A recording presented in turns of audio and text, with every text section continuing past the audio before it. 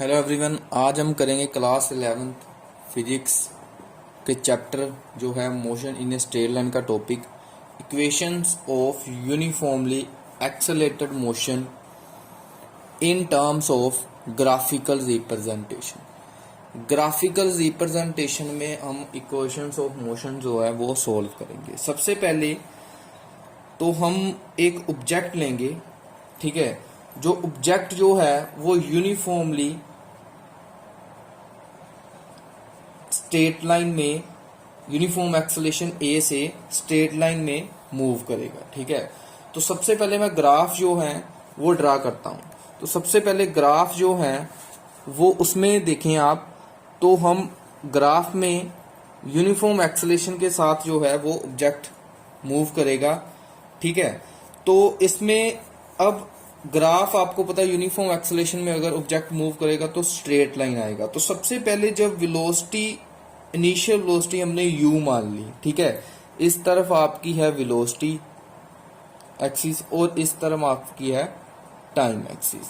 तो सबसे पहले मैंने वेलोसिटी मान ली टाइम 0 पर, ठीक है। जब बिल्कुल इनिशियल पॉइंट O पर जब टाइम था जब 0, t इज इक्वल टू 0, उस टाइम पर जो इनिशियल वेलोसिटी है वो मैंने मान ली स्मॉल u, ठीक है। तो यहां पर मैंने इनिशियल वेलोसिटी मान ली आपकी जो है u, ठीक है, जब टाइम 0 था। अब यहां से स्ट्रेट लाइन चलेगा ग्राफ यूनिफॉर्म एक्सेलरेशन के साथ, ठीक है, बिल्कुल स्ट्रेट लाइन टाइम एक्सिस के साथ। अब जब टाइम जो था जब t हुआ, जब टाइम इस पॉइंट पर टाइम क्या था हमारा, मान लो t टाइम हो गया इस पॉइंट पर, ये मैंने पॉइंट का एक नाम दे दिया e, ठीक है। जब टाइम क्या था, जब टाइम था t, तो फाइनल वेलोसिटी उस टाइम पर क्या थी, फाइनल वेलोसिटी जो थी उस टाइम पर आपकी वो थी v। तो फाइनल वेलोसिटी इस तरफ आप कैलकुलेट करेंगे एक्सिस पर, यहां पर वेलोसिटी अब कितनी है v। तो मैंने अब पॉइंट के नाम दे दिए, ये हमारी स्ट्रेट लाइन है ए बी, ठीक है। यूनिफॉर्म एक्सेलरेशन में जब आप चलेंगे यूनिफॉर्म एक्सेलरेटेड मोशन में तो स्ट्रेट लाइन आएगी ए बी। तो इस पॉइंट को मैंने नाम दे दिया सी, ठीक है, और इस लाइन को मैंने इसके साथ मीट कर दिया और पॉइंट का नाम दे दिया डी, ठीक है। तो सबसे पहले अब मैं जो पॉइंट लिए उनको मैं बताता हूं कौन कौन से आपके पॉइंट है। जैसे मान लीजिए ओ ए है, O A is equal to E D, O A is equal to E D, ठीक है।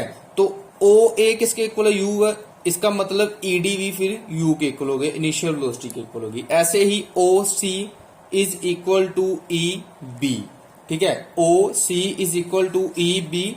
तो ये दोनों किसके इक्वल है, फाइनल वेलोसिटी वी के। टाइम अगर आप देखते हो ओ ई, यहां से लेकर यहां तक टाइम कितना है, टाइम कितना है t, तो O E is equal to T. ऐसे ही अगर ओ ई और ए डी दोनों डिस्टेंस में सेम है तो उसका मतलब ए डी भी टाइम के इक्वल ही होगा, ठीक है।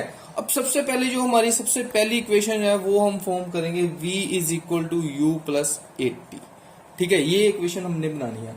तो आपको पता एक्सेलरेशन जो है वो आपकी होती है किसके equal, slope of velocity time graph A B, ठीक है। जो वेलोसिटी टाइम ग्राफ है इसमें ए बी इसकी स्लोप के इक्वल होती है।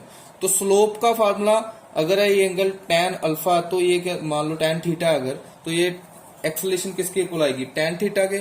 और tan किसके इक्वल होता है, tan किसके इक्वल होता है, परपेंडिकुलर ओवर बेस। इसमें परपेंडिकुलर क्या है, डी बी, ये स्लोप का फार्मूला फिर कौन सा आएगा, D B over A D, ठीक है। अब आपकी जो dB है उसको आप वैसे ही रहने देंगे, ठीक है। और AD की जगह पर आप पुट करेंगे, AD किसके इक्वल है, AD किसके इक्वल हो सकता है, OE के। तो OE मैंने यहां पर पुट कर दिया, ठीक है। अब देखें dB आपने निकालना है, ये डिस्टेंस यहां से लेकर यहां तक। तो EB माइनस ED आप करोगे तो आपके पास आएगा dB। मैंने क्या कर दिया, अब ई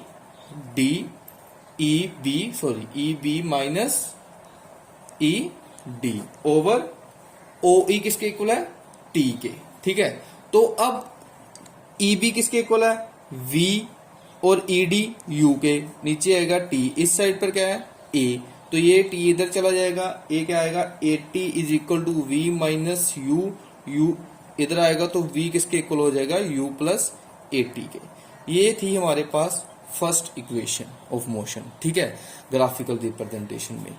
तो अब सेकंड इक्वेशन ऑफ मोशन हम फॉर्म करेंगे। सेकंड इक्वेशन ऑफ मोशन है वो हमारी है S is equal to u t plus half a t square, ठीक है, ये इक्वेशन हम बनाएंगे। अब फिर से एक्सेलेरेशन, स्लोप ऑफ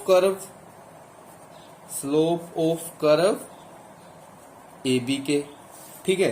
तो ए बी किसके इक्वल था, जैसे पहले लिखा D B over A D, ठीक है, परपेंडिकुलर ओवर बेस। तो अब आप डी बी ऐसे रहने देंगे और ए डी आपका है टी के इक्वल, ठीक है, इधर आपका ए डी जो है वो है टी के इक्वल, ठीक है। यहां से डी बी की वैल्यू कितनी आएगी, ए टी, इसे मैंने मान लिया क्वेश्चन नंबर 1। अब आपके पास एक पीछे मैंने एक आपके पास फॉर्मूला होता है डिस्प्लेसमेंट। अगर आपने इस ग्राफ में डिस्प्लेसमेंट कैलकुलेट करनी है तो डिस्प्लेसमेंट जो एस है वो area of trapezium O A B E के इक्वल होगा। इस ग्राफ में जो ट्रपेजियम है ओ ए बी ई, ये एक ट्रपेजियम है, जो इस मोशन में जो डिस्प्लेसमेंट होगी वो इस ट्रपेजियम के एरिया के इक्वल होगी। तो मैंने यही लिख दिया S is equal to area of trapezium O A B E, ठीक है। अब एरिया ऑफ ट्रपेजियम का आपके पास एक फॉर्मूला होता है, area of rectangle O A D E plus area of triangle A D B. अब देखें, आपने बात की थी ट्रपेजियम की, लेकिन उसमें रेक्टेंगल और ट्रायंगल कैसे आए। अब फिर से डायग्राम में देखते हैं। अब देखो, ये जो ट्रपेजियम है ये एक रेक्टेंगल और ट्रायंगल को मिलाकर बना हुआ है। रेक्टेंगल कैसे, ओ ए डी ई, ये वाली ओ ए डी ई, ये एक रेक्टेंगल है, एक इसको मिलाकर, और एक ट्रायंगल, ट्रायंगल कौन सी है इसमें, ए डी बी, और इन दोनों के एरिया का सम, रेक्टेंगल और ट्रायंगल के एरिया के सम जो होगा वो टोटल एरिया ऑफ ट्रपेजियम के इक्वल होगा। तो अब इसमें जो रेक्टेंगल है इसमें अब लिखेंगे हम लेंथ इंटू ब्रेथ। लेंथ क्या है इसकी, ओ ए, और ब्रेथ क्या है, ओ ई, ठीक है। एरिया ऑफ रेक्टेंगल आ गया लेंथ इंटू ब्रेथ। ऐसे ही एरिया ऑफ ट्रायंगल जो आएगी आपकी half D B means perpendicular into base. तो ये एरिया ऑफ ट्रायंगल आप निकालोगे। तो अब ये वैल्यू मैं पीछे पुट करता हूं फॉर्मूले में।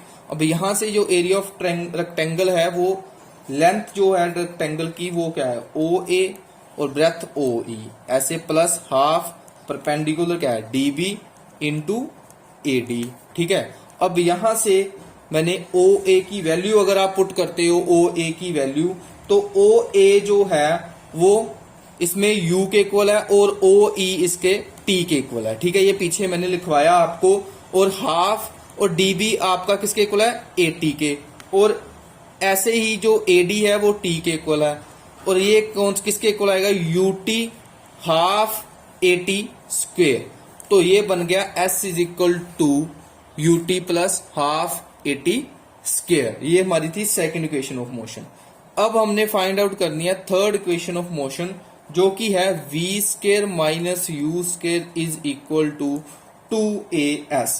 इसमें भी आप फॉर्मूला लगाएंगे एरिया ऑफ ट्रपेजियम का, एरिया ऑफ ट्रपेजियम, ठीक है।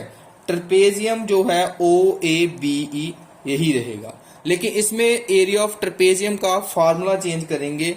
फॉर्मूला जो है एरिया ऑफ ट्रपेजियम का इसमें जो बनेगा वो होगा आपका, सबसे पहले मैं यहां पर रफ में लिखता हूं, जो एरिया ऑफ ट्रपेजियम का फार्मूला जो बनेगा इसमें हम लिखेंगे सबसे पहले हाफ, और ट्रपेजियम में फिर लिखेंगे ई बी ये वाली साइड प्लस ओ ए ये वाली साइड, और इसको मल्टीप्लाई करवाएंगे ये वाली साइड के साथ ओ ई, ठीक है। हाफ ई बी ये साइड और ओ ए प्लस करेंगे इसको ब्रैकेट में, और इसको मल्टीप्लाई करवाएंगे टोटल ओ ई के साथ। ये भी एक एरिया ऑफ ट्रेपेजियम का फार्मूला, ट्रेपेजियम सेम रहेगी ओ ए बी ई, ठीक है। ये भी एरिया का फार्मूला, ये फार्मूला अब आप यहां पर पुट करेंगे तो ये मैं लिखूंगा हाफ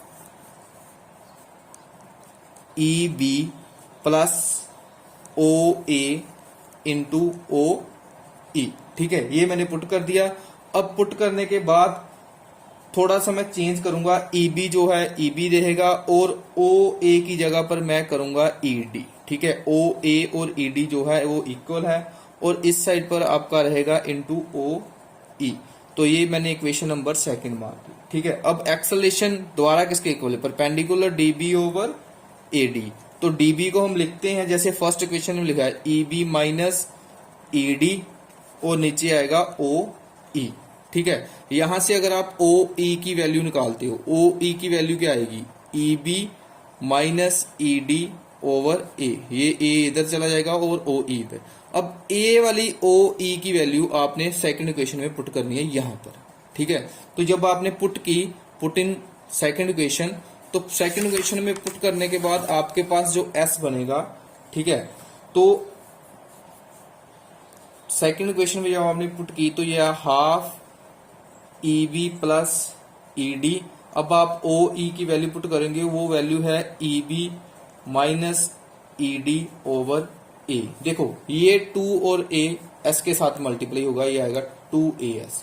तो ये हाफ, अब देखो ये a प्लस बी और a माइनस बी, इसका फॉर्मूला कितना है, ए स्केयर माइनस बी स्केयर, ठीक है। तो ये ऐसे मैंने लिख दिया। अब आपका ईबी जो है वो किसके इक्वल होता है, फाइनल वेलोसिटी v के, और ईडी जो है वो इनिशियल वेलोसिटी u के। सॉरी ये 2 हमने उधर लिख लिया था, ये 2a उस साइड पे लगे, यहाँ पर 2 नहीं आएगा, ठीक है। तो ये 2as, तो ये फार्मूला बन गया आपका v square minus u square is equal to 2as। तो यही आपकी थी थर्ड इक्वेशन ऑफ मोशन।